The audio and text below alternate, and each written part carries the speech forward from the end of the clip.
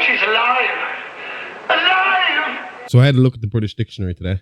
Looked up the word terrorism. It says Irishman with strong morals and conviction in his belief. I believe it. I'd believe it too, because they're fucking pulling the same shit they've been pulling for fucking 800 fucking years. Yeah. Stop bothering the Irish. If you want to go after the terrorists are in Israel, not in fucking the north of Ireland. Do you know? Absolutely. It's fucking crazy, man. I mean, number one, they're fucking up in a big way here, because if these three lads don't turn up to the fucking courthouse and make a fucking mess of the place, I mean, they're asking. They're asking for trouble. Number one, they've taken a band that they're trying to fucking cancel out, and they've just made them more famous than they're ever going to fucking be. Their next record's going to sell, no fucking problem, because everyone's going to want to know how they respond to this. Their concerts are going to sell out because everyone's going to want to see what they do next. Yeah? Oh, absolutely. And I would be very shocked if Macara doesn't turn up at fucking the English court and make some sort of statement. Wouldn't put it past you them. know? We should go over as Irish people and have a support big them. ass street party right outside the fucking courthouse the day he's up. Yeah. I don't think they'll stick, though, the charges. Well, you were saying that, and I was thinking about it more and more. So the flag was thrown on up stage, onto the stage. and he just lifted it up. So, by British fucking standards, if I throw a thief on stage and Macara helps him up, is he going to be done for robbery afterwards? What? No. Exactly. What? No. This is fucking ridiculous. This whole fucking thing is stupid. And it's like this fucking crazy smear campaign to try and take down this fucking group. Who are just fucking speaking out against the fucking country. Because do you know what I was thinking about today, right? When we first started seeing this bubbling up all over the place, this Palestinian Israel shit, you and me were terrified to touch it with a fucking 10-foot pole. Because we didn't understand what was going on. No, I didn't fully understand. It had been going on all our fucking life. It just wasn't something it was something that just went to the background because you've been hearing about Gaza since you were a kid, right? But now seeing more and more and hearing more and more. Not even that, right? It's like, best way to describe it. We've said it to our kids multiple times. If Kid A and Kid B are playing together, and Kid A hits Kid B, and Kid B hits Kid A back. But and then they come complaining. Kid A is probably in trouble first because he started the fight. But Kid B get a bit of a talking to. But if Kid A and Kid A comes up and hits Kid B, and Kid B beats the living piss out of Kid A, like fucking to the point of GBH, now Kid B is in fucking trouble. So I don't know. I'm not really too bothered about who's right originally in the fucking Palestinian-Israel fucking conflict. I'm not too bothered about whose land that is. I'm bothered about what Israel are doing fucking now. Yeah. And this is the thing, right? Between England, between Israel, between the fucking states, it's like that thing that if you don't learn from history, you're doomed to fucking repeat it. And you think they would have fucking learned from history. Yeah. You know? Yeah. The British are over fucking trying to take down the North of Irishman for having fucking some political fucking beliefs and fucking humanity inside of them, who wants to see fucking people not get fucking tortured and fucking killed for just living. The Americans are over there fucking taking every right off of everyone they fucking possibly can, left, right, and fucking centre. And the UK aren't too fucking far behind them at this stage. And then on top of it, you have people who fucking not even 100 years ago, their very close ancestors had the same kind of shit done to them. To the point where it is known as the most fucking barbaric thing to happen in all of fucking humanity. We still can barely fight. Like a Nazi now is still seen as the ultimate worst fucking type of person you can fucking be. And instead of fucking learning from what happened to their ancestors, they're over there being the Nazis now. You know? And that's the only way to fucking describe it. It is. You're starving people. You're shooting people. You are barricading the place off and not allowing food in and fucking health relief in to people who are not soldiers. You know what I mean? A war is fought between one army and a fucking another. As soon as you start taking out fucking regular citizens, you are a criminal. You are a murderer. The Americans rushed their ass over to the fucking Middle East to fucking sort that out, and they were saying that was all about terrorism. Well, that just proves the point. You got the fucking oil, they'll come in and kick it. If Israel was fucking storing oil over there, you bet your ass they'd run in there and kick Israel's ass then. Absolutely. Yeah. I can half understand the Germans not wanting to be involved in this. I get it. You're not exactly in a place to fucking give out about the Jewish people. But I think to prove and it's not that the you've Jewish learned people, it's from, the Israeli Zionists. people. That's Stop what it is. making it a religion thing. This is nothing to do with religion anymore. This is ours, not yours. And if I'm right, when the conflict is started, the Palestinians were there first, right? Yeah, as far as I know. I'm not 100% sure I'm not on any of that. And that's why I don't want to talk much on that, because as far as I'm concerned, it's gone beyond that. You've moved from being fucking a conflict about fucking area to being a conflict about you are fucking killing, genociding an entire fucking race of fucking people for your own fucking benefit. Mm-hmm. And that is exactly what was done to your ancestors in fucking Germany, and something that we all fucking, everybody again sees. And isn't that not the only reason that Israel is Israel right now? Because of how because they felt up. they needed to have their own fucking. It was kind of like a thing of, well, we had nowhere to run after. Mm-hmm. We had no nation of our own, and they kept fucking pulling for this to be their fucking nation. And they were granted it. And anyone that fucking voted for those pricks in fucking Eurovision, shame on you too, you asshole. Well, so many countries now are looking for a breakdown of the televotes that something is fucking fishy. Because I don't understand how Ireland gave them so many points. And, you know, it's beyond. Because Ireland isn't fucking much better, is it? Let's be fucking fair about it. Yeah, but I thought that the Irish public would have thought that. I know, yeah. Those same Irish public were up fucking protesting in fucking Dublin, telling people to get out, forgetting about their fucking history and how we had to go to America, how we had to go to England, how we had to go to Australia and go off of their fucking kindness to be living there and working there and making money to supply our families, to send money home so that the fucking country here could get bigger and better. But no, fucking people that honestly, they are the loud minority is what was on that streets. And if you were flying a flag that day, the tricolour that day, you're not a real fucking Irish person. No. You're not. Real Irish people open their arms to people. We're fucking people who are hospitable. We'll bring you welcoming. in. We're warm people, like. Fuck me. People are they're just fucking letting me down left, right and centre. And as far as I'm fucking concerned, if you were in the middle of that fucking parade, then fuck you. I'm not your mate. That's about fucking. I don't want you listening to me. I don't want you stop looking at the video. Put it down, you bastard. Flick off. Put the phone Go down. to the next reel, you dickhead. You know, I'm done with these people. Do you know? Mm-hmm. And it's racist. Everybody in that fucking crowd was a fucking racist. It's an embarrassment at this stage. As you said, knowing our history and seeing the way that people are acting now. Can you imagine coming from a country where you were being bombed, shot at, starved, fucking your family's dead, you're probably dead, here to abuse. Your home, everything you know is gone. And you come over here to live in a shitty tent on the side of a fucking shitty road where you're getting abuse from fucking, well, let's face it, 90% of the scummiest bastards in this country. Do you know? I know. Fuck you. And I hope it never fucking happens to you, because I mean, Jesus Christ, can you imagine if someone decided to come and take over this small fucking country and we all had to move our ass out of here, and you'd be crying then about fucking, oh, why won't people help us? We're good Irish fucking people. And all this shit of murder and rape and all this fucking stuff. Just a little fucking reality check fee. We had all that before the fucking international fucking spice came into this country. Do you know what I mean? You know, people were being killed, raped and murdered. Women were being killed, raped and murdered in this country long before we left anybody else in here. Yep. So, yeah. That's my fucking rant. But it's fucking just... No, it is frustrating. It's... Like you said last week, people that you think are the salt of the earth and people that you got on with, and you see them then going to these parades, and it's like, you're not the fucking person I thought you fucking were. Like. These people who are pretending to be Christians and Catholics all of a sudden just to support them, but really you're transphobic, homophobic pricks who are fucking just looking for someone's wagon to jump on, you know? Mm-hmm. And I wouldn't mind some of the people I see comment support under Enoch Burke's fucking videos. You fellas have never been to fucking church a day in your fucking life. You're about as holy as Charlie Sheen on a bender. Fuck you.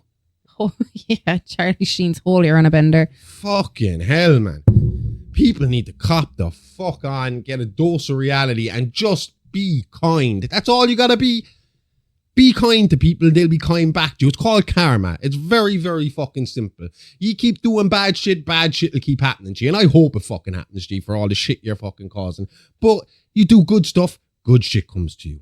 People always go on to me. My mates always go on to me. They're like, "You're the luckiest cunt in the world. You fall into shit and come out smelling like roses." It's not because always I treat the case, people fucking nicely. Like I have my morals are treat people good. Don't be a fucking dickhead. Don't fucking judge people on how they fucking look or what country they fucking happened to be born in. You don't choose where you're born, you knobhead. You're just fucking there one day. It's not your choice. Then you're raised in a fucking community that teaches you how to fucking act. Yes, when you fucking travel, it broadens the mind. These people are coming here. We should be teaching them how we fucking live as a society rather than fucking putting all this negativity on them. Of course they're going to fucking be negative towards us if we're doing nothing but being negative towards them. When they come over here, we should have our arms out ready to fucking help like fucking our forefathers would have done long ago. Do you know? Yeah. Fucking hell. Do you know what I mean? My parents fucking had to go to England for a while. My parents, I was born in England. Your parents had to go to fucking England for most of this fucking, most of our generation had to go to Australia to get fucking work when we were in recession, but do they give a fuck? But you know what people gave out about when we went to Australia, our generation, when we went to Australia, people were giving out that they weren't being treated well in Australia, and they're probably the same people now that are fucking involved in the parades. To be honest, I got pictures of some of the fucking people who were in fucking protests this week, and let's just say they're the same people you'd be lining up on the dole line with. Yeah. 90% of them. Mm-hmm.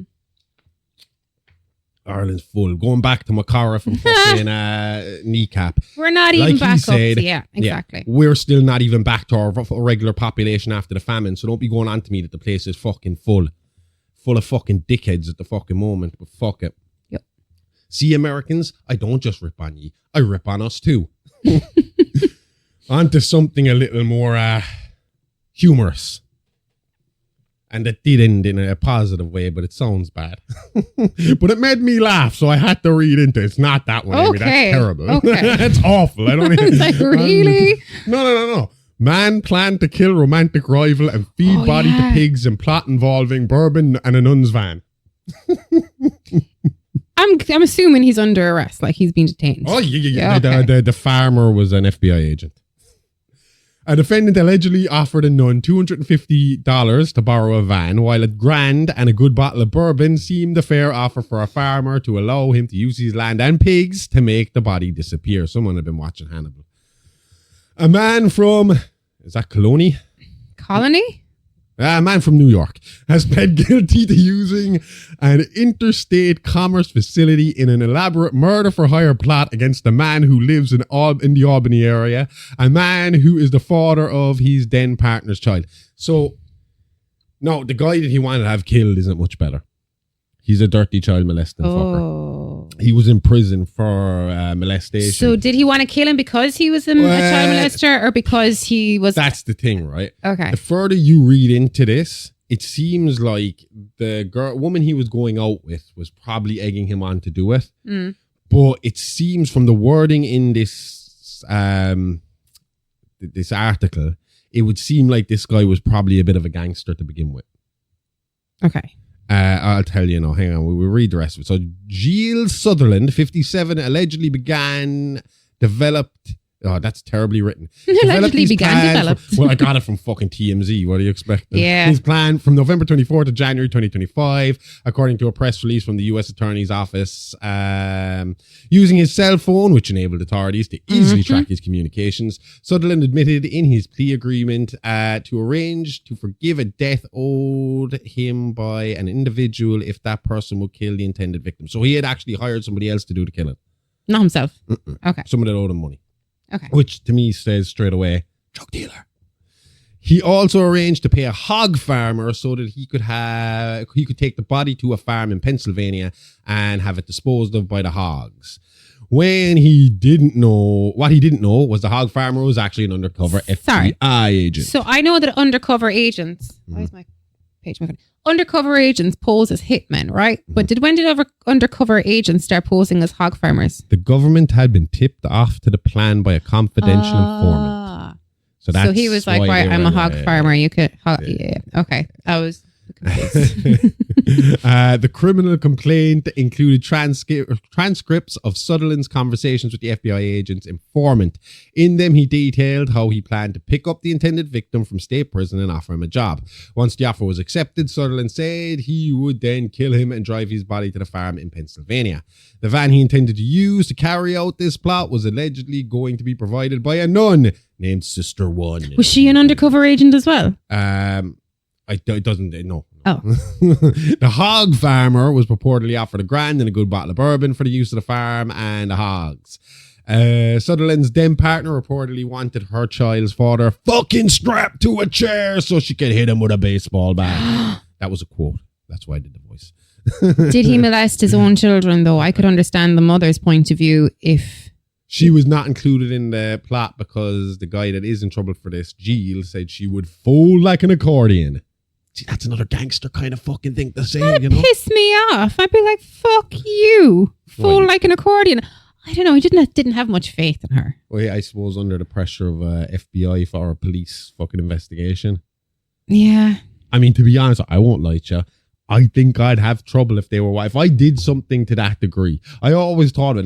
Never always thought of murdering, but I always thought, like, when I'm reading about serial killers, how they kind of go day to day without panicking constantly at the sound of sirens. They're psychopaths. Like you're expecting them to come. No. BTK said it did knock him down a few times, slow him down a few times. Was that panic of being like, they're coming to get me. Okay. So I don't know how they deal with that, but I know that as soon as I was questioned about it, I'd start getting shifty. Just plead the fifth. Most likely. Yep, that would be the best way to do it. But every time you answer that, they're like, well, you're definitely guilty. Well, no. I mean, they do say that, like, I think cops know that most people know that in a situation where you've been arrested for anything, you don't talk until present. It doesn't make you guilty.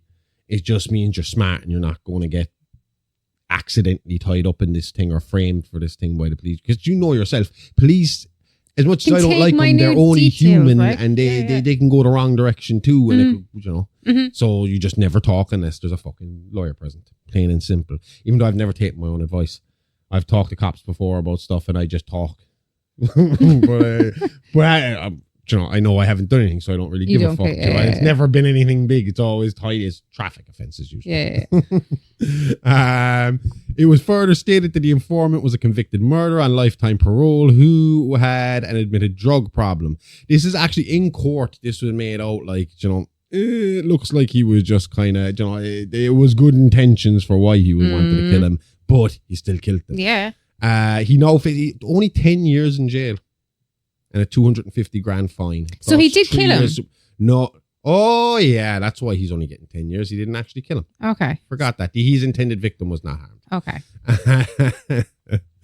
Oh, fucking stupid, man. But he only faces 10 years. He's not going to be sentenced till September 22nd. He might even get the full 10 years. Yeah. I don't know. Either fucking way. Oh shit, look at this headline. Mother admits she sacrificed children to live by themselves Never mind, that's another week's problem. Yeah, but when I saw the headline I was like, there's no way I'm passing that one without doing it. Do you know what we should be talking about is the girl that was returned without her fucking heart. Oh yeah, you were just talking to me about that. Yeah, it was an English girl. She was 28, she went to Turkey and they got off the plane and she was feeling sick. On holidays? On holidays. To get some new teeth? No, on holidays. She went with her husband and I think their parents. And she got off the plane, felt sick, went to the hospital. There was a language barrier. The husband's like, she's allergic to, I think it was penicillin. And apparently they kind of the doctors weren't aware of that for a few hours. So they reckoned that she might have been given penicillin. But it turned out that she was transferred to a different hospital because of heart issues. And then when they brought the body back, like she died, they brought the body back to England and the English did an autopsy on her and they were like, she's missing her heart. Shit. To be honest with you, I was in Romania once for a tattoo convention and we drank a lot while we were over there. Because every night when the convention finished, we'd all, like the tattoo artists and everything, we'd all go to the same bar, Club Hell. Oh, okay. And the beer was all free for us because we were a part of the convention, for me and my tattoo artist. We were free. Okay. And then you paid for it. So I was drinking whiskey like it was fucking nuts. I mean, that's why you got alcohol poisoning. I don't know if it was alcohol poisoning, but I was in some fucking pain in that airport. Did you eat any kind of fast food or any food you weren't used to over there? Because I don't know what Romanian cuisine is like. My tattoo artist's cousin came down to the convention center the first day, and they asked us, had we ever tried any Romanian cuisine? And I said no. And then they came back the next day with two, because my one of the guys that worked in the shop was there with us as well, and they came back with one each for us. And we kind of opened it and looked at it and we're like, it's really hot in here. We're going to sit outside and eat this. And we tried eating one or two bits. It was like, I can't eat this shit, man. What was it? It looked normal enough. It looked like mashed carrots and mashed potatoes, but the texture of it was way, way off. I think it's like corn or something. I have no idea, but it tasted bland as fuck, but it was just, I just couldn't keep going, like, you know, especially when you're fucking hungover. Oh, yeah. But yeah, anyway, when we got to the airport the morning we were leaving, Cosmin, our tattoo artist, was there. He was from Romania, so he decided he was going to stick around for an extra week, and we were going to go back home. And as soon as he walked out of the airport, I was like, oh shit, I got a pain in my back. And I was like, what the fuck is this? This is intense. And I started sweating really fucking badly, but I couldn't move. This was agony. Yeah. So like these two nurses worked in the airport, came out, put me in a wheelchair and brought me back to the back. Yeah. And they were asking me questions. And then I said, yeah, I did drink a lot last night. And they gave me an injection in my arse. And next thing I just started vomiting. It was to make me vomit. Like, So I started vomiting like crazy. And then I heard him say to my mate, they were like, if this doesn't make him better, he's going to have to go to hospital. And all it was in my head was, I am not going to. I've seen some of Romania. Some of it's very rich. Some of it's very poor. And I don't got a lot of money in my pocket. So I know which one I'm going to end up in. I ain't going there. I'm like, yep, I'm fine. I'm good again. Thank you. That was the worst flight of my life. How long did it take? 3 hours? 2 hours? About that, but I realized after puking in there that the only time I wasn't in pain was when I was puking. So as soon as we got in the plane, I got into the bathroom, and every time I felt sore, I just forced myself to puke. And that helped me get through it. Poisoning. So that lasted for maybe, I was in there empty reaching for maybe an hour. And then finally I was able to sit down again. And I think I popped a few Panadol at that point, and that kind of helped. And then we got to Dublin and realized we had a 9-hour wait. We got to we actually missed our flight, or we miscalculated our times and couldn't get home from Dublin. So then we had to sit in Dublin while my mate's girlfriend drove up for us, which was a 4-hour drive. And then we had a 4-hour drive back home. Oh. But at that stage, I was all right. I was in the car making jokes and shit. Where was the pain in your back when you got the pain in your back? Whereabouts? Do you know what that sounds like? And I'm talking from experience here as kidney stone. But I've never had kidney stones. I didn't pee anything bad out. I know. It was gone after that. Like, I got home. I went home to my house, but I rang my mom when I got to Dublin. I was like, do you know those really strong painkillers you got? Yeah. Drop some down to my house, please. You can vomit with kidney stones as well, but even just the location is like your kidney, and then you can have a kidney stone and it might cause you trouble if it moves a tiny bit, but it could lie around this area as well. I think your liver's here. Well, it was all like, it was serious cramping.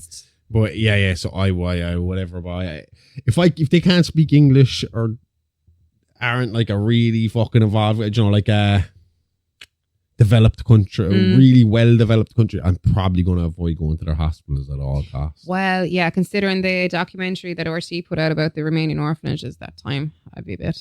Why? What are the Romanian orphanages like? Not back then in the 90s. They weren't great. It was the 90s. Well, they weren't great here in the 90s either. So. Hang on, we've done a whole series on what they were like here in the 90s. Yeah. Fuck that shit. Right, one more terrible thing before we move on to nice things.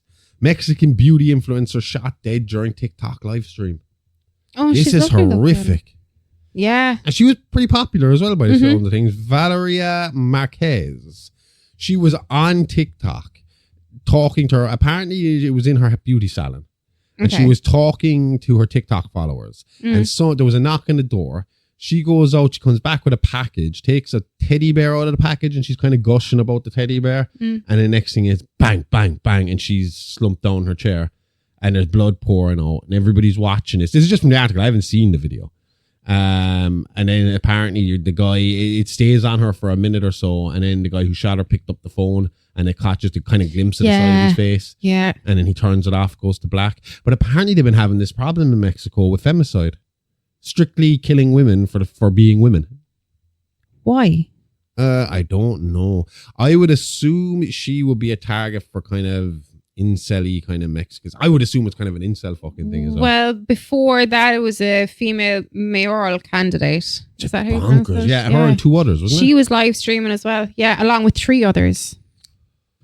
Jesus Christ. I wonder did they ever catch the guy for this? It doesn't state it here. Say. But my God, man, it's terrible. It's fucking terrifying as to what it is. You know, especially... Well, that's why I'm happy that all our stuff are in one fucking set where you can't see outside, you can't see our locations. You know, she's like her beauty salon, which is probably going to be advertised where the address is, and you can go straight to it. Mayoral candidate, they're going to be out and about. But I mean, it is scary for people who are putting themselves out there. Oh, well, it is. You know? Yeah, especially when, according to Amnesty International, 25% of all female homicides in Mexico in 2020 were investigated as femicides, and that occurred in all states in Mexico. 36 states, 32 states had documented cases of femicide in 2020. I don't know, man. It's so fucked up.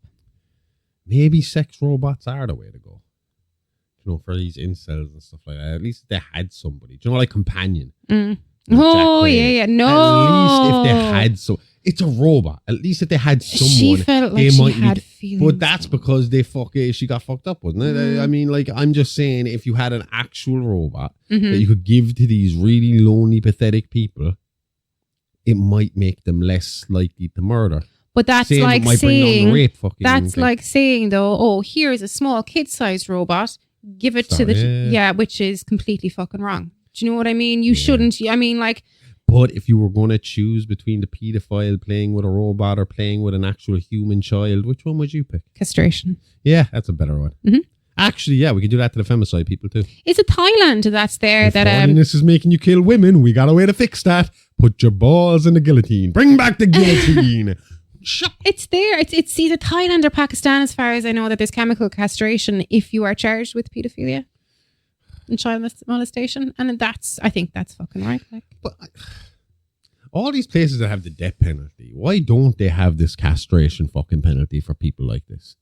Why is it allowed and okay? Like, you know what I mean? How do you mean? Well, if you're why is the death penalty okay, but castration isn't? Yeah. If it'll take away all your sexual urges and stop you from fucking molesting people and raping people and hurting fucking people, because you can still live a pretty good and fulfilling life after castration, even though you've probably ruined the lives of countless children. But what I'm saying, but all I'm saying, you still probably get cut some time after jail sentence. But no, I'm saying, like, make that the fucking the thing.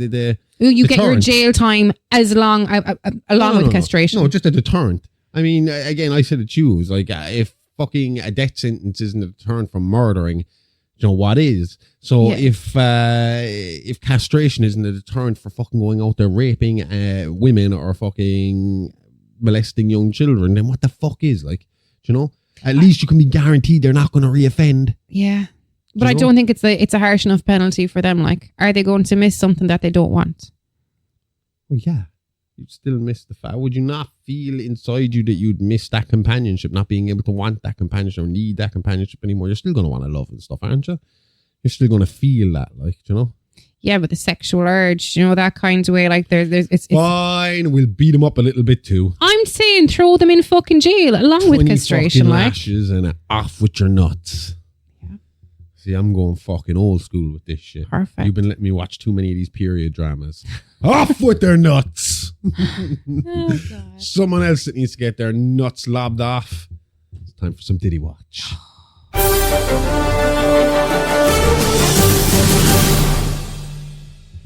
So we are at trial day 9. As of today, this is Thursday. It's actually finished for the week. They're off for the long weekend. They're giving themselves a very lenient kind of week, aren't they? First of all, they took a half day. Oh, have they? They've been starting at 8:30 instead of 9:30 now. That's why they've been finishing early every day. Okay. But they're off. No, I think it's a long weekend in America. So they're off Friday and Monday. They're not back till Tuesday. So we got nothing to read for the next 4 days. This week, it's been interesting. I mean, you had Kid Cudi on the stand today. Yeah. He's been the most interesting so far to kind of show how crazy Diddy is. I mean, so far all that's been shown is that he's a fucking serial abuser when it comes to women. Oh, yeah. But unfortunately, that's not what he's on trial for.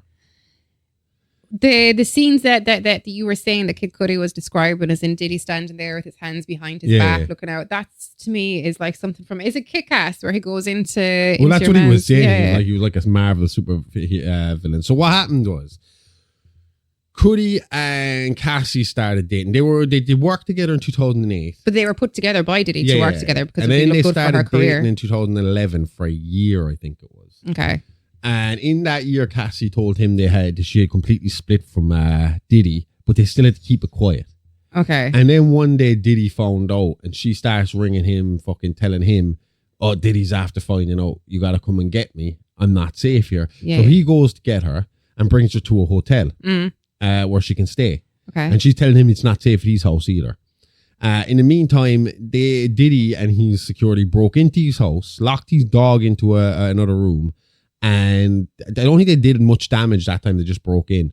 Okay. And when Cudi's claiming that the dog was never the same again, that he was jittery after the fucking whole experience, and that he was angry and he was going to fight Diddy, and then he realized that's stupid, so he rang the police. Mm-hmm. And after he rang the police, apparently Diddy kept ringing him, telling them that they could sit down and sort it out, and he just told him to fuck off and hung up the phone. Then he said eventually, then he was. Just before they split up, he said that his car, then there was a Molotov cocktail fucked in his car while he wasn't there. Okay. And rode off the car. And he said at that point, he knew he had to sit down and talk to Diddy. So he got Cassie to sort out a meeting between them. And he said when he got to this place, it was just Diddy and his security, D-Rock. And D-Rock left him and Diddy in there on his own. But he said Diddy was just standing up with his hands behind his back, staring out the window and talking to him really calmly about the situation. But denied doing any damage to the car. And they kind of agree. It was then that he found out that Cassie had been cheating on him for the entire year, on and off for the entire year with Diddy. She'd been living a double life. She told Diddy she wasn't with Cudi. She told Cudi she wasn't with Diddy. But at the same time, she was with both of them. Okay. And he found out that the only reason they knew where he lived to break into his place, Cassie told them. But did she have the shit kicked out of her though until she said it? Yeah. Do you know? It's a bit like, you can't really blame her because she was a young girl. That's what I'm kind of keeping latched onto here, is she was a very young girl at the time. Like you're in your early 20s, you don't know. And you're kind of going along and there's this very powerful man here. And they did have an expert that she does abuse and PTSD kind of fucking. She's a forensic psychologist, is she? No. She was, I think she's a therapist. Oh. Psychologist. Oh yeah, but this would have been forensically because she wouldn't have had any contact. She does forensic and she does private. Yeah, but this would have been forensic because she wouldn't have had any contact with them. She'd only be looking at case files. She didn't even look at the case. She wasn't allowed to look at any evidence. Okay. This was to look at kind of the context of different types of abuse. So they were asking her questions like, why would someone who would be in abuse stay with their abuser? And she was kind of pointing out, she was like, you have to remember, like, that your brain isn't functioning isn't thinking the right way at the time. And this person has complete control over your life. And then there's embarrassment of coming out and saying and worrying that people won't believe you, worrying about what this person has over you. And then on top of that, this weird thing that you actually form a bond with your abuser at the same fucking time. So it's hard to get away from them. And then if they're controlling you financially, they're at you physically, mentally. Eventually you're going along to get along so you don't get your ass kicked every fucking time. Because she said, like, all the guy has to do once is kick the shit out of a woman once. And after that, the threat of it's there. He's capable of it. Now, suddenly, it's always a threat looming over you, Yeah. But from the sounds of it, he was beating her ass like every other day. For every tiny little infraction, like. The only thing about it is, though, you can really see they say he's bipolar, is it? Did he? Yeah. Yeah. You can really see that in the way he reacts towards like this shit with Cudi, where he's like standing there calmly talking about it. And then he's enraged and beating the shit out of Cassie, but then he could be love bombing her the next fucking minute. And then apparently a couple of years later, he bumped into Cudi again at a restaurant and apologized for everything. And Cudi was just like, well, I'll just put it behind me then. Do Until he was told he got to come to court and talk about it. Nearly everyone that's been brought up so far has just basically fucking doubled down on this thing that he's a bit abusive. That they all saw him beating up Cassie. Another one saw him beating up that other girlfriend he has that they can't name. Is it Gina? They have her down as, but Mia? No, there's a Gina written in here, but they it's not her real name. It's a pseudonym. He said he saw him being abusive to her.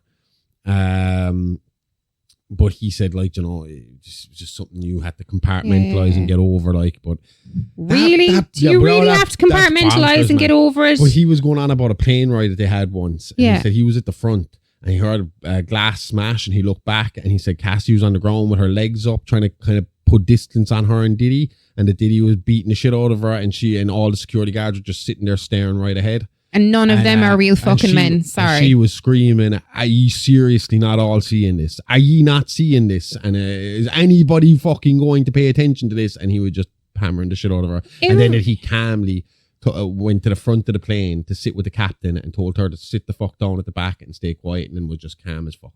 Chilled out. Like, it was no big I don't know deal. how she didn't snap, like. Killed Diddy. Bit of arsenic. Yeah. Not that I'm promoting it, but I just don't understand it. Because how would she do it? All these assistants did everything for Diddy. Like, there was another assistant was talking about how, like, his job was to be at Diddy's house before Diddy got up. He set out all of Diddy's paperwork, his newspaper. He had to put the TV on the channel that Diddy liked, make sure all his shit for the day was set up. And then when he was ready, he'd go up and he'd knock on Diddy's bedroom door and wake Diddy at a certain time. That's what his job was. No. This was that was the start of his day. Oh, okay. 20-hour days. He said he was working. Like, they would work until 4 in the morning in the studio, and then after that he'd get a few hours, and this would go on for maybe 2-3 weeks, and then he'd get a break, and then he'd go be back at it again. Yeah, you end up getting paid fucking well. I suppose he's kind of offering you a chance at a big experience, and a lot of them said that. Everybody is saying the same thing, including Cassie. That he's charming. He'll offer you great experiences. He's great to be around. I mean, this last guy said that he left because of this abuse, but he said his father got cancer, which was the last straw, and he had to leave. But he said before that, he was like, he knew that this abuse, he couldn't be around it much longer. But he said at the same time, he said, I want to have a relationship with Combs. It's like he's, you know, there's a magnetism to him, and he opened so many doors, and he took my fucking world and made it really, really big for me. Like, you know, I opened fucking matches. I wouldn't have the job I have today if it wasn't for him, kind of thing. But it's, so far that's kind of all that's been proven, is that he is a fucking crazy bastard who has no problem beating people up. Just can't get over the plane thing that not one person helped the girl, like. And that's 2 different assistants I've heard talking about her getting her ass kicked on a plane. There's a few times a makeup artist who said she was there when Diddy beat Cassie up in a hotel room. Not in the room, there was a bedroom in the suite. But she said Cassie came in and Diddy came bursting in through the door afterwards going, where is the bitch? And then she said after Diddy left, she went into the bedroom and Cassie had a huge knot on her head, a split lip, black eye. She probably had to get to work as the makeup artist then. Well, no, she said she took Cassie to her house for a few days and they kind of hit out. Jesus. It's crazy. It's terrifying. But the thing about it is, so far they still haven't even begun to start proving what they brought him there to prove, as far as I'm concerned. Okay. Do you know? Yeah. So far, they've done a good job of painting her in a bad light. Even like they've done a good job. If you have, like you pointed out, the majority of the jury are men. Well, they are. Yeah, it's a very cases, mixed. They only need to get one or 2 people to fucking turn and say, So, I mean, if those men are sitting back and they're going, you know. Well, there's a lot of reactions kind of where the men were described as well, where they were showing pictures as in like what they did. You know, like, a woman gasped. Another man was like nodding along as in like, yep, that's fucking horrific kind of shit. Like, but you know, when they describe it, so maybe it is kind of going in the prosecution's favor, but it was very, very early on. Like, they said today that they expect it to go 6 weeks. So it's been 2. We have another 4 weeks. I thought they expected to go 8 weeks. 8 weeks, what I thought. But today they updated. They said they wanted to be done by the 4th of July weekend. Okay. So we got a few more weeks of it and lots more witnesses to show up. Yeah.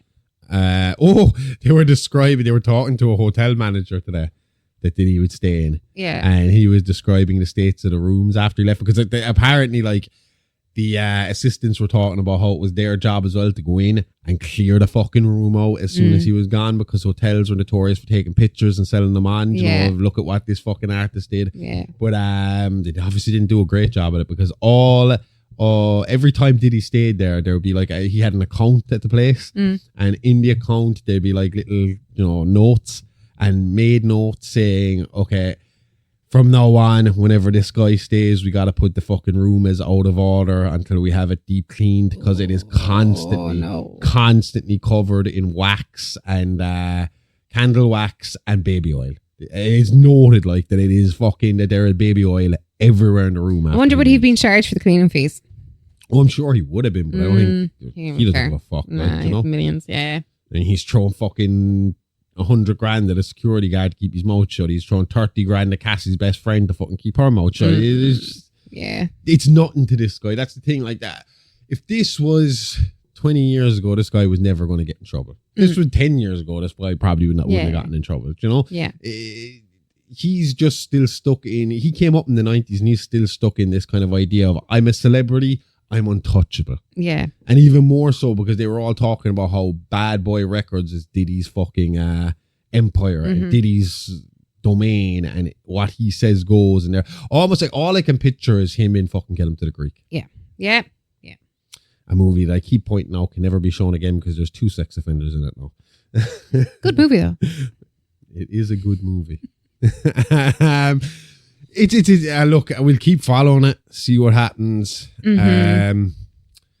But so far, I mean, the racketeering thing will be hard to prove, I think. I mean, like, how are you gonna? You have to, like, a big question they keep asking the male escorts and stuff as well is, did Cassie seem like she was happy enough to be doing what she was doing? Was she into it when you were with her and all this kind of stuff? Now, one did say that she never seemed against it, but that he noticed that she was constantly looking to the corner for his instruction and direction and stuff like that, and that she might sigh every now and again and stuff like that, you know, like, but wince a little bit every now and again. What does the racketeering hinge on? Is it that he was like charging into these parties or something? Because racketeering, I think it's providing drugs or distributing drugs, gun charges. I mean, like, if he did have somebody break into, I mean, that was the most damning thing against him today, is if he had the power to have someone break into Cuddy's house and the power to have someone burn his fucking car out. Do you know? Yeah. This is a guy that's been claiming to be a gangster since the 90s. Do you know? And we didn't even take you seriously back then, buddy. As far as I was concerned, P. Diddy was only gangster by association. As far as I'm concerned, after some of the testimony, he's only a gangster because he's got small syndrome. Tootsie Roll syndrome. Tootsie Roll syndrome. All right. We're going to leave all the true crimey shit where it is now and start looking at some movie news. Everyone's kicking up this week over the new design for Jason, which is just Jason with a slightly smaller face and I suppose a slightly better fitting mask. Yeah, and maybe a more slender body. Not much. I mean, it's so small, but it's amazing what people complain about, isn't it? I mean, I see people online going, the mask is shit. And it's like, the mask is practically the same, dude. It's just like slightly better fitting, as you point out. He looks more like, with the big mask, he looks mentally slower. But you know what? If he got that mask in a camp, yeah? Yeah, and the mask has changed numerous times. Like, yeah, but does it not make sense that if he got a mask in a camp... No, it wasn't in the camp. Oh, okay. It was, do you remember the one... Is it the one with Corey Feldman in it? Or is it the one after? Basically, did he get the mask from a group of kids? Because it's probably a kid-sized fucking mask. Maybe that's why it got smaller. No, but he's a fully grown adult when he puts it on. Yeah, but where did he get the mask is what I mean. It was in a shed. Do you remember? It was like the big barn. Remember he's hanging from the chain. Oh, okay. Yeah. Yeah, it was in there. He found it. See, I was going to say if he got the mask at the camp, like, do you know, it was probably made for a kid because it's a kid's camp. Yeah, but it's gotten smaller now. Yeah. It was bigger. No, it's smaller. That's what I was saying. Did they make it smaller because it was... to do it again? I don't know what they're doing exactly. The talk is at the moment that they are talking now about a Friday the 13th universe kind of thing. Okay. And then it's going to all kick off with Camp Crystal Lake. Okay. And go from there. They haven't even discussed the idea of doing a movie yet. There hasn't been out and out about a movie yet. But they are saying it's in the making. in the cards eventually for it to come back to that. So this is kind of the first design from. They're talking about video games, TV shows, movies. But this isn't the Jason that's going to be in the new TV show, is it? I don't know. Is Jason going to be in the TV show? That's what I was wondering. Yeah. You know? Yeah. I don't know. I'd be curious to see how they deal with the idea of him going from small Jason in the first one to big Jason in the second one in a new timeline. I assume what will happen here is that in the TV show we'll see Jason drown and we'll see maybe Pamela's first killing spree, and then they'll zap on to Jason being older, or else we'll watch Jason get older. I don't know. Okay. I really don't know. There's not enough out about it to kind of to tell you. Yeah. I mean, as far as I was concerned, about 6 months ago, it was dead in the water, and then they fucking Castle into Carolini. Yeah. So I don't know. And what's worse is Greg Nicotero was the one that designed this, and they're giving him all this shit. Greg Nicotero is the guy that does all the special effects on The Walking Dead. Does special effects on most things. You know, long hair dude, glasses. Yeah. I know him. Yeah. I don't know. It's just people giving out for the sake of giving out. As far as I'm concerned, just be happy that we're getting more Friday the 13th. This is the thing that always bothers me. You're getting more of what you like, and you shit all over it. But again, this is like we were talking about at the very start of the episode. The small loud minority bitching and moaning about anything on the internet just to get a fucking rise out of people. You know. But as far as I'm concerned, go back to the sack mask. Fuck the hockey mask. My favorite was was Friday the 13th Part 2. He looked terrifying in that. Oh, yeah. With the sack mask? Yeah. Right, we only got 2 more things before we're out of here. This one I hope happens. And I found this on joeblow.com. I love joeblow.com because it seems to have the most up-to-date and best news stories out of all of them. Osgood Perkins wants to make a Texas Chainsaw Massacre movie for Neon. No, I don't know what's going to happen there because as far as I knew, they were already working on a new Texas Chainsaw Massacre movie. Oh, I couldn't place him. He's in Legally Blonde. Sorry. I knew the name. Who? Osgood Perkins. He's in Legally Blonde? Mm-hmm. He's her friend. He made Long Legs and he made The Monkey. He is in Legally Blonde also. Go away. Yes, that's him. I knew the face, and you go down here. He's her friend in Legally Blonde. You know, he's kind of quiet. He's kind of a sturdy looking fecker, but he's a nice guy in Legally Blonde. That's where I first saw him. No way. Mm-hmm. Yeah, I don't know. I would trust him with. I think I trust him with Texas Chainsaw Massacre. I trust him with Texas Chainsaw Massacre. Yeah. I mean, I liked both his movies. I did find that Long Legs was a bit of a letdown compared to the way everyone was talking about it. Do you know? I enjoyed it, but I went into it thinking that it was Possum. If I'm being very honest. Do you know Possum? We haven't seen it yet, but there is this scene from it where there is kind of like a spidery kind of looking thing, and then there's also one where her legs are like bent back over her head, and I had just happened to see pictures from that when people were on about long legs, and I was like, oh, long legs, that has to be long legs, but it wasn't. I hope he gets a chance to do this, even though again I did think they had something they were talking about doing Texas Chainsaw Legacy or something like that. Oh, but I if it was the same person that made Texas, who made Texas Chainsaw Massacre, the one we didn't like, we said it was someone we do like that made it. Not Toby. Oh, it was that. It was Fede Alvarez, wasn't it? Fede Alvarez. Yeah. How could you do so good with Alien and do so bad to fucking poor old fucking Leatherface? Jesus Christ. It was a terrible fucking movie. And it's not often I say something's a terrible fucking movie. That was god awful. I was only happy to see it. And he was in Nope as well. He was in Nope as well. That's the last place that we saw. All I will say is, to anybody, whoever ends up making the next Texas Chainsaw Massacre, the thing that makes Texas Chainsaw Massacre so good is not just Leatherface.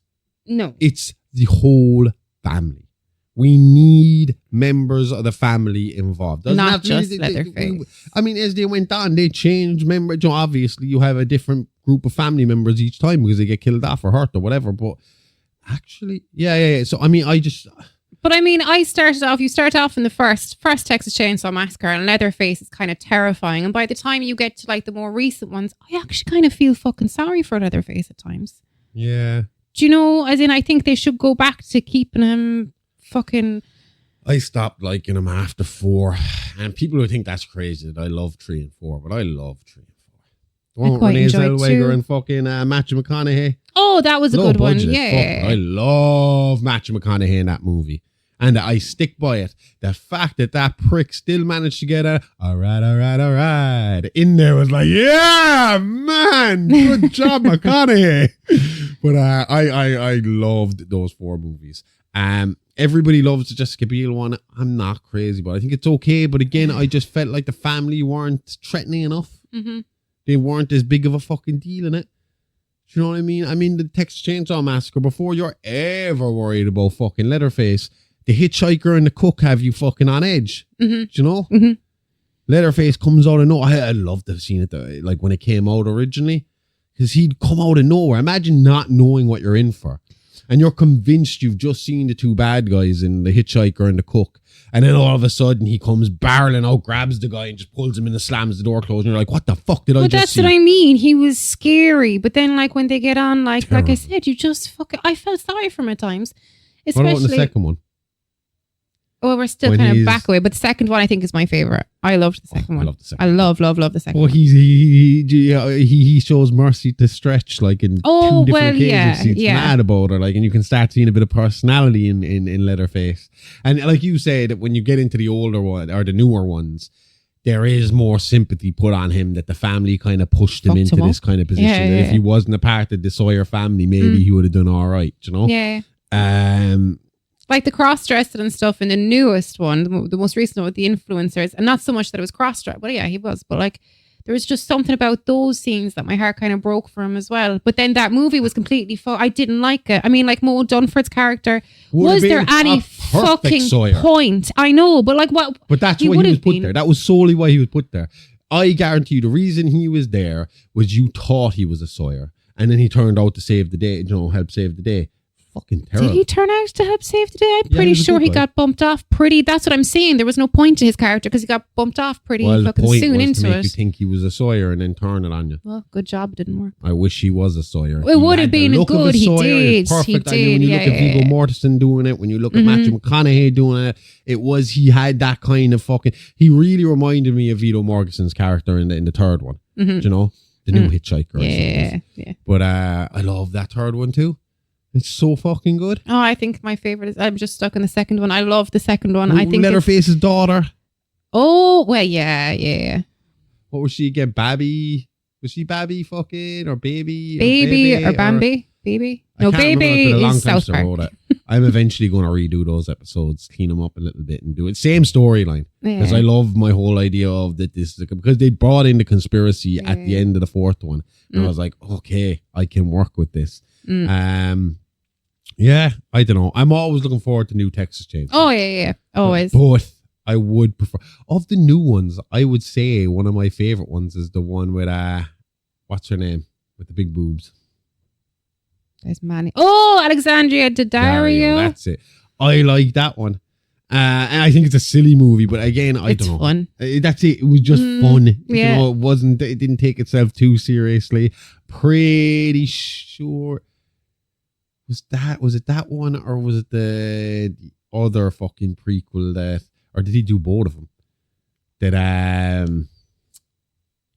Fuck. Every time we do these shows, a name I know. What does he look like? Fucking Chop Top. Oh,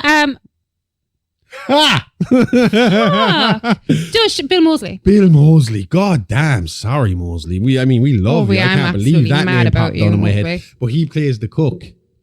I always had a thing for Chop Top, if I'm being very honest. Do you remember like at the start of one of them where they're shooting up the house, where all the locals come to shoot up the house, and he comes out and he's the cook in that one. Oh, he is. But I can't remember because I know the family are in the start of the one with the Dario as well, and I can't remember, was he in that? Was he one of them in that as well? I think he might have been. Maybe. I can't remember because we kind of watched all the prequels one after the other. I've seen one and two so many times now. They kind of take over a lot of my memories of Texas Chainsaw Massacre. First four, I would binge watch for you any fucking day. And then the rest of them, it was just a case of, okay, we're going covering the subject. Our job as a podcast is to take all, as we say in the intro, we take all of the fucking storylines and try to stitch them together as one good crime story. And I was like, all right, well, I'm going to need bits and pieces from these movies too. So I have to like watch all the movies before I cover it. Yeah. which for our next subject next week was a lot of fucking work. It wasn't. I suppose it wasn't as bad as the time I had to do Boggy Creek. Boggy Creek bored the shit out of me. Oh, I just realised what we're doing next week. Well, the first two. I'm not going to fucking hide it. Blood Feast. Yeah. I mean, let the people get excited. I liked the first one. I liked the second one. Blood Diner. Sorry, I like Blood Diner. Blood Feast was fun because we were drunk, and we were drinking, and we were talking a lot between it. It was on Joe Bob. Oh, that's where we watched the first. That's we would why have never come across that ourselves. No. And we were kind of making fun of the shitty acting the whole way through, and we were making fun of the fucking kills and all that. I mean, the tongue scene was amazing. And the fact that the Sumerian was actually, the Egyptian was actually Sumerian. I love Blood Diner, which is not even an actual... Mesopotamian, sorry. It's not an official sequel. It was supposed to be a sequel, and then they decided to make it its own fucking thing, and it was Blood Diner, but it's the exact same story. It is done... It's much more entertaining, funny, horror comedy kind of Well, you get your kind of comedy ending as well at the very end, which kind of... And ironically enough, probably the best acting in all the series. Yes. The second one, Blood Feast 2, you weren't here for it. I zapped through it. I watched the first 20 minutes of it and I was like, this sucks. The acting is worse than the first one. So I just kind of started skipping through it, especially once I realized it was just the exact same story with his grandson instead of him. So I skipped through it and his grandson. I'll show you the grandson acting and you'll be like, oh God, I'd prefer deadpan to this overacting bullshit. I wonder would it have been more fun if you got a bit of Joe Bob every few scenes. You want to take the piss out of him in a big way because this was hard. I mean, I just skipped on once I saw it was exactly the same. It was fine. And I watched the Blood Feast remake. Yeah.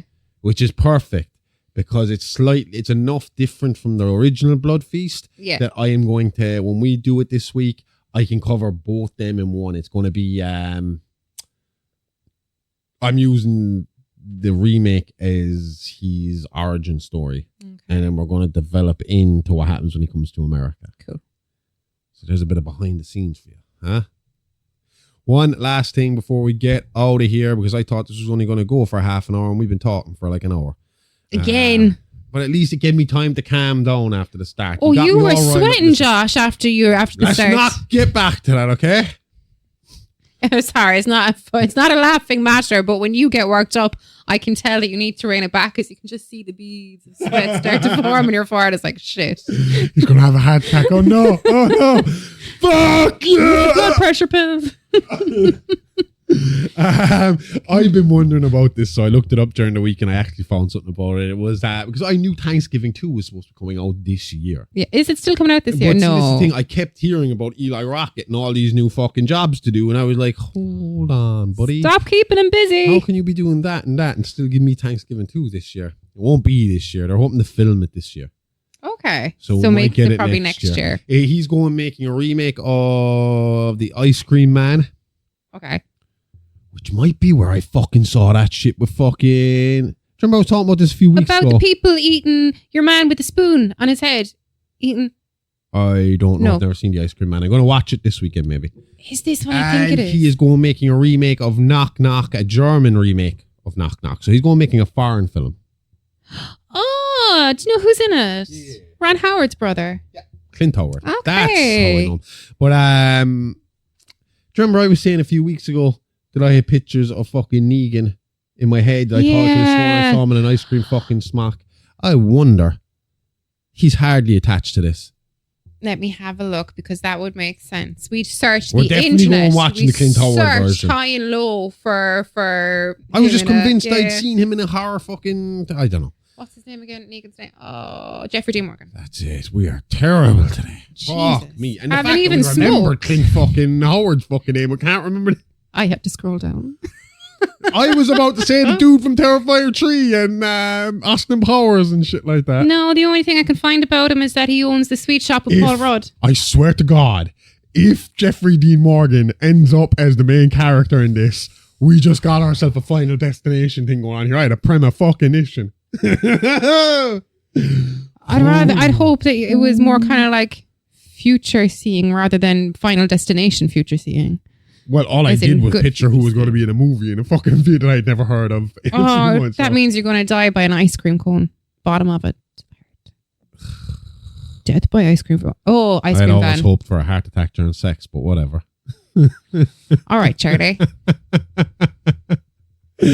Oh, God. Yeah, Thanksgiving 2 is on its way. They are thought it's coming. They're hoping to film it this year, so it'll be out. I suppose if they're filming it, it'll be the end of this year. If this guy's got 2 other jobs in front of him first. So I would assume as well that they'll probably wait until Thanksgiving next year to release it. So it'll be like November 2026. Okay. If we're lucky. Which would make 2026 a badass year for slashers. Scream 7. Thanksgiving 2. That's only next year. I keep thinking we're 2024. Yeah. Scream is out in March, isn't it? Yes. Less than a year now. Less than a year. I was only wondering when are we going to get to see a trailer for that. Oh. Can't be that far away. No, hardly. Teaser trailer. Although I never like the teaser trailers. I always get really excited for teaser trailers. I don't get excited for teaser trailers because you're going to see nothing. I don't anymore because I learned my lesson with the live action Beauty and the Beast. It's like teaser trailer. I was like, oh, fuck yeah. And then you get like a glimpse of the castle and that's it. All it is like, basically confirmation we are doing work. Yes. We are working on it. We have it made. It's on its way. That's all the teaser trailers for me is like, okay. Our mid-production report. I think that's about it. As far as I know, he's also making Final Cut. Oh, that's the German. No, I don't know. Sorry, Eli Roth's busy. That's what's fucking wrong. And I want my fucking Thanksgiving too. So I like Thanksgiving one. I want to see do they bring back what's his face? That dude from Grey's Anatomy. Oh, McDreamy. Dr. Quinn or not Quinn. Detective Kincaid. Detective Kincaid. Shepherd is his name in Watch. Whoa, what's his name? That's fucking we just keep blanking on names, man. McDreamy. Derek Shepherd. I know what his name is in it. He is portrayed by. Oh Come on. God. Sorry, real actor. Oh shit, it won't come to me. Thank God. I knew it was an Irish name. Okay, there it is. Patrick Dempsey. Patrick fucking Dempsey. Jesus Christ. I wouldn't mind. We were talking about him constantly when they were casting fucking Scream 7. Patrick Dempsey. Yeah, that's all we could talk about. Do you know what happens? Every time I see that fucking prick, your fucking stupid McDreamy shit comes into my fucking... I'm not calling him that. That's how what I grew up referring him to as was, oh yeah, he's McDreamy from Grey's Anatomy. Yeah, well, hopefully he'll be fucking Thanksgiving killer again. I'll be happy. Because he got away at the end of the last one. Well, his body went missing. Yeah. He Michael Myers that. So let's see what happens. I wouldn't mind seeing McSteamy again around. Who the fuck is McSteamy? His rival. Not really his rival, but he was definitely hotter than him. And that show is still on the air, yeah? That is still on the air. I lost all interest after Sandra Oh went because I thought just that woman, I love her in anything, but she was the best character in it and she was funny, but real dry kind of funny. And next thing she leaves and I just felt Right, easy. This is a horror podcast. Sorry. McDreamy. I'm talking about Sandra Oh and how she's a really good actress. She is. She's fantastic. And she's in Killing Eve. So now we've just mentioned a comic book with her in it, comic book story, and I suppose kind of a slasher with her in it. So go away with your horror podcast. We could cover Killing Eve at some point.